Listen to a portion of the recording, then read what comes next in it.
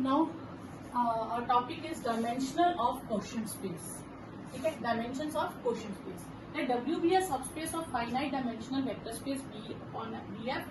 Then dimension of V upon W will be equal to dimension of V minus dimension of W. What is V upon W? First thing, quotient space. What is quotient space? What is V upon W? The elements in V upon W are of the form V1 plus capital W, V2 plus capital W, and so on like this. These are the elements of V upon W. Okay? W must be written with each element of V1, V2, V1. Okay. And then we add V1 plus W to V2 plus W. Then it will become V1 plus V2 plus W. W we have to write only one time. If V1 plus W into V2 plus W, then it will become V1 into V2 plus W. There is no change in W. Clear? Okay. Since W is a subspace of finite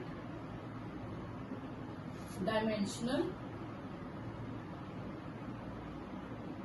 vector space BF. Therefore, W is also finite dimensional vector space. Let dimension of V is n and dimension of W is m. Then m must be less than or equal to n. Okay? Let B1 written as suppose W1, W2, so on Wn. M is basis of W. Clear? And W is a subspace of V. If these are the bases, then by extension theorem we can extend V1 set to form the basis of V. Okay? By extension theorem,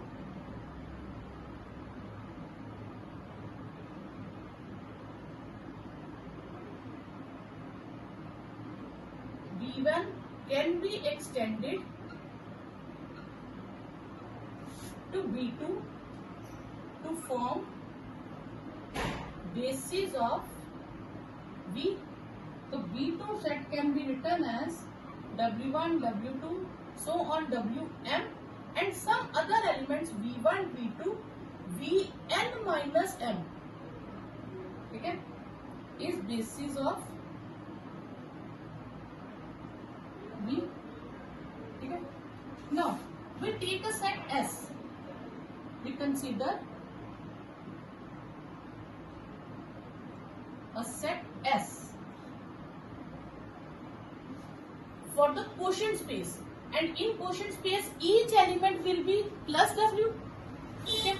Then S will be equal to V1 plus W, V2 plus W, and so on Vn minus m plus W. Okay. Now S is a subset of V upon W.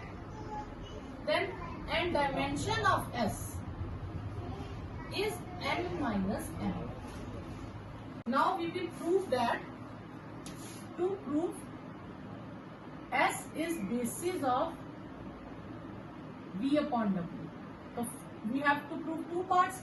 S is linearly independent, and second part, linear span of S is equal to V upon W. Okay? To prove first part. Okay? Firstly, we have to prove that S is linearly independent. So now we take some constants with the element of S. Okay? I will write it as alpha 1 with V1 plus W, alpha 2 with V2 plus W, and so on. Alpha n minus 1 with Vn minus m plus W as 0. Okay. So constant will be multiplied with only with number, not with subspace.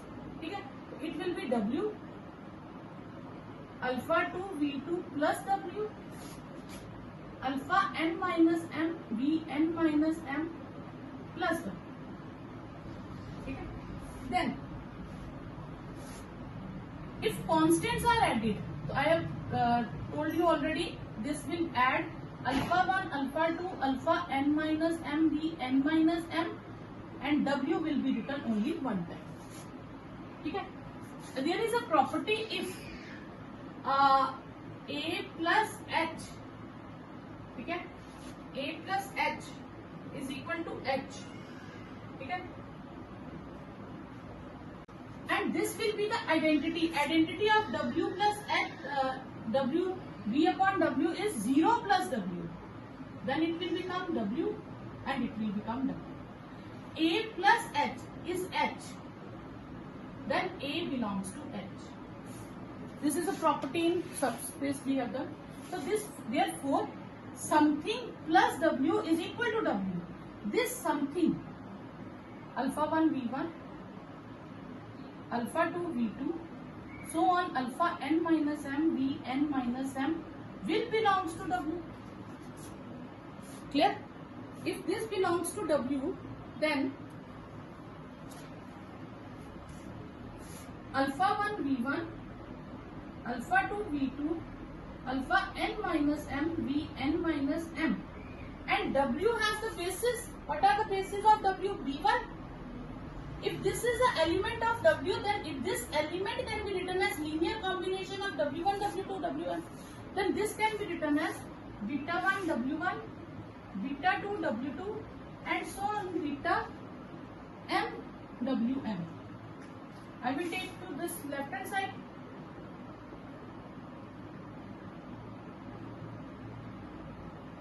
Beta 1 W1, beta 2 W2, so on beta m minus m Wm as 0. What is this? This form the elements of V2. Okay? This form the elements of V2, and V2 is a basis because V2 is a basis and V2 is linearly independent. Therefore, they are all alphas and all betas must be 0. All alphas are 0. So if all alphas are 0, so therefore S is linearly independent. Okay? Secondly, I will prove that linear span of S. I have to prove second part. S is linear span of S is equal to V upon W. Okay? Okay. To prove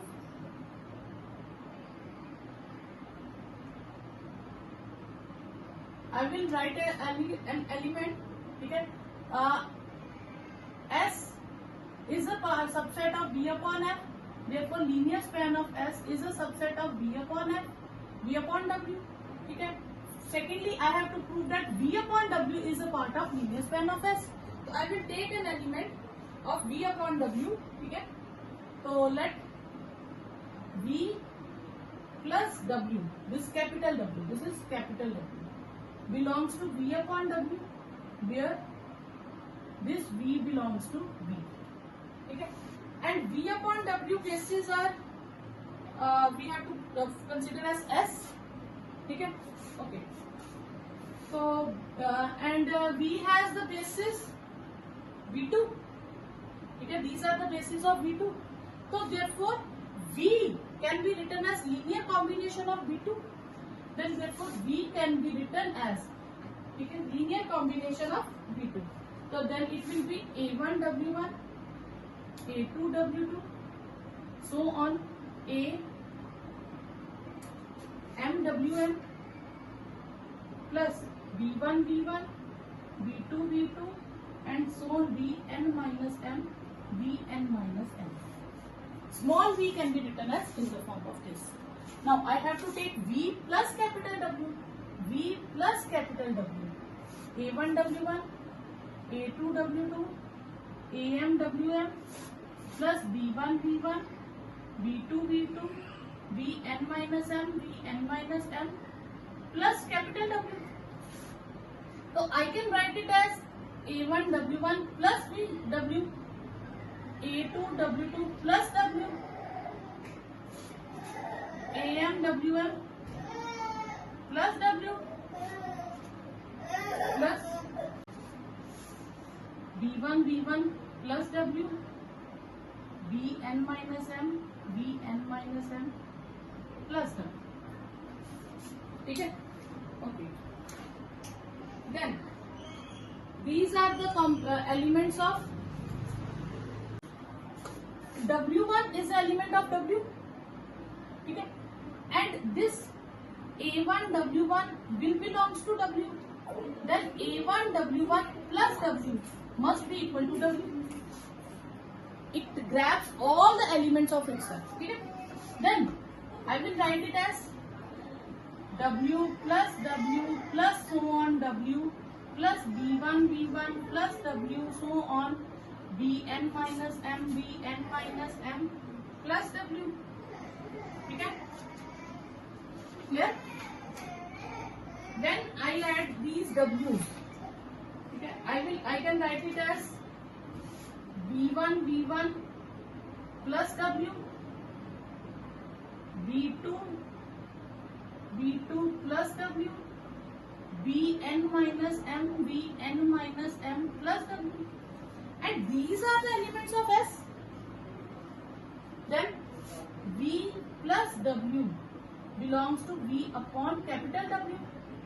So therefore, V is a part of linear span of S. Okay? From 1 and 2.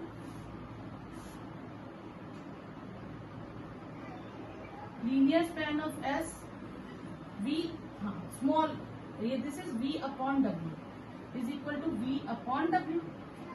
So therefore S is basis of V upon W. Clear?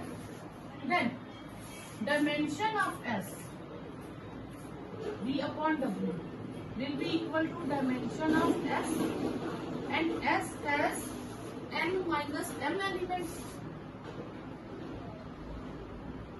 and N is a basis, N is a dimension of V, and M is a dimension of W.